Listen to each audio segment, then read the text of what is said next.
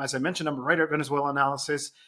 Just to give an update in terms of the situation, because it has been a major issue here in Latin America, but I think it's important to pay attention because I think Mexico in particular has played a positive role when it comes to sovereignty, soberanía, right? This is, again, to emphasize on the importance of this. So just as an update, where we are at now is the National Electoral Council in Venezuela has actually handed over its data, the much disputed results by the opposition, that actually has the hard numbers in terms of what the actual results were over to the Supreme Court. So this is relying on Venezuelan institutions to resolve the impasse, to resolve this ongoing dispute between the pro-government side and the opposition side, which maintains that they won, and that there's a fraud happening. And I think it's really important to emphasize this because, well, this could be in Mexico's future. We talked about this ahead of the election in June 2nd,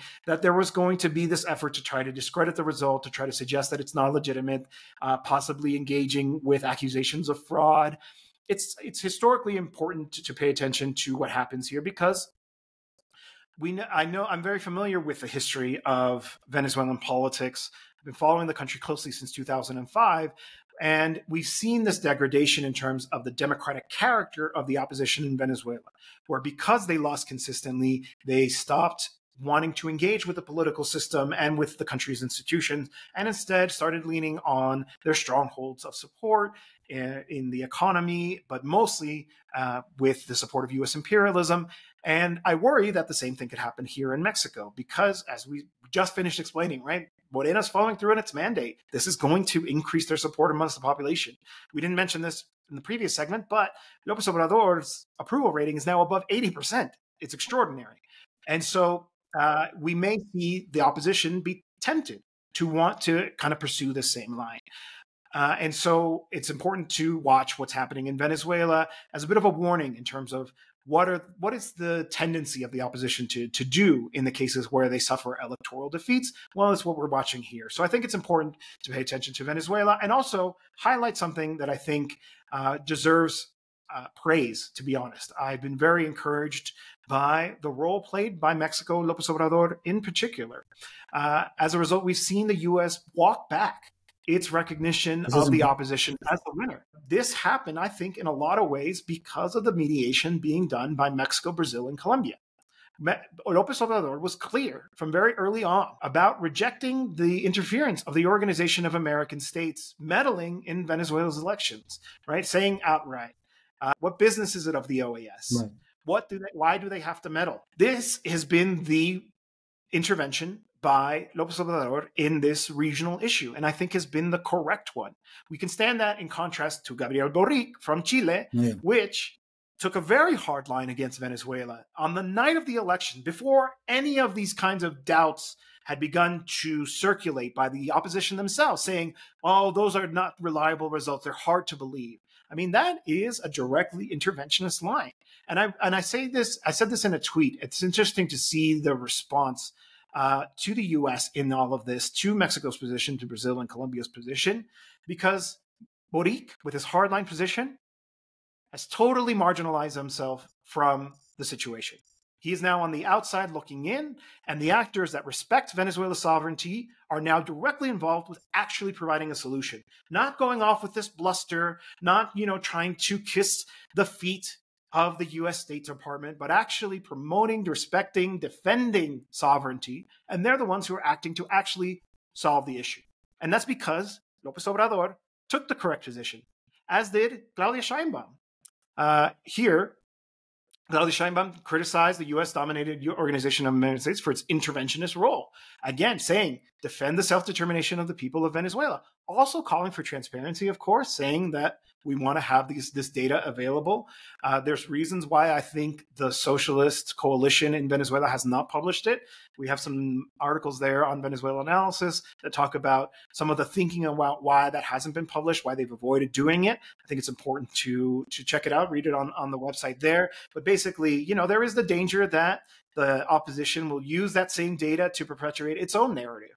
And so leave it in the hands of the Supreme Court, I think, is obviously the correct resolution. So the other day, AMLO had an unusual sitting mañanera because he had an open security briefing that the press was invited to, and they had the mañanera in there.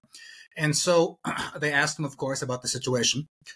This was the day after Antony Blinken, who's basically taken over U.S. foreign policy in the void of power, coming out of the White House, decided last Thursday to hastily recognize Edmundo Gonzalez, right? AMLO had some very strong words, diplomatic, but nonetheless, with regards to that. He said it was an act of recklessness, imprudencia, that does not help. And then in another clip, he goes on to lambaste the decision even further, right? So let's put that in a little bit of context and kind of analyze what's going on here, right? I have a column in Sentido Común, which came out last week, which circulated quite a bit. Thank you very much for that. Which talked about the 3 points of the AMLOian strategy here, which Jose Luis has laid out very well. Right. The first is respect for Venezuelan sovereignty and their own institutions, and giving them time for the institutions to go through their steps. Right. In what other country in the world are we so pending to every single little nuance of their electoral system? No, because it's the country's deal. But in Venezuela, we all think that we have the right now to be opining about how their electoral system works. It's a sovereignty issue straight up.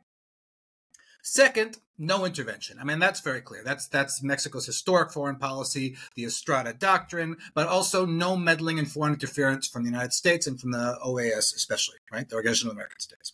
And thirdly, not just leave it at the rhetorical level, but to weave alliances.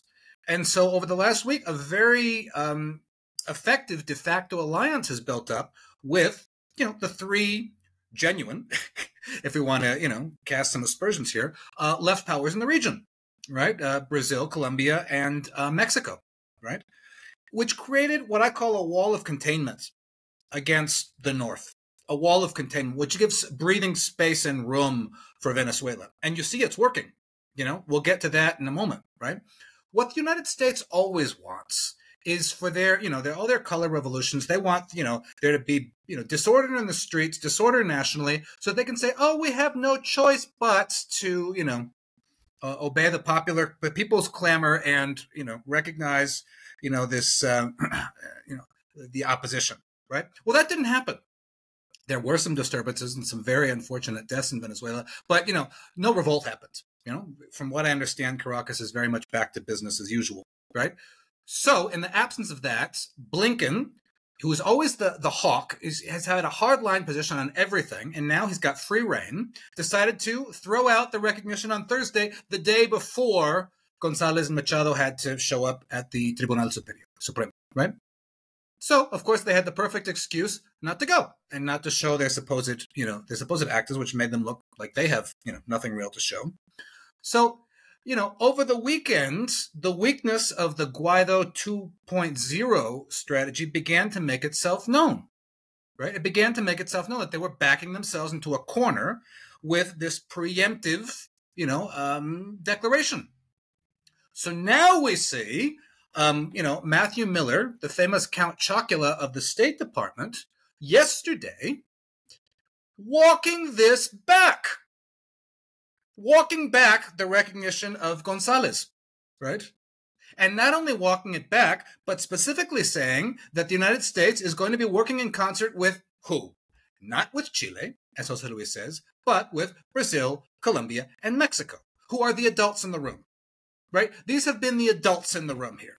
Instead of, interventionisms and, protagonisms and, not respecting sovereignty and trying to advance, naked, crude geopolitical interest and resource interests. They've been the adults in the room here. They've been doing diplomacy. They've been doing politics, right? As AMLO says so many times, politics was developed so that you don't have to go to war and you don't have to be in constant conflict. That's why politics exists. You do politics. You do diplomacy. You find solutions. You find answers. And now you find Count Chocula in the State Department having to walk back Blinken's hasty declaration on Thursday, which led to a pretty bad weekend for the State Department. Mm-hmm. He is walking back Blinken's decision to recognize González's victory. This is clearly a step back. And it's also interesting.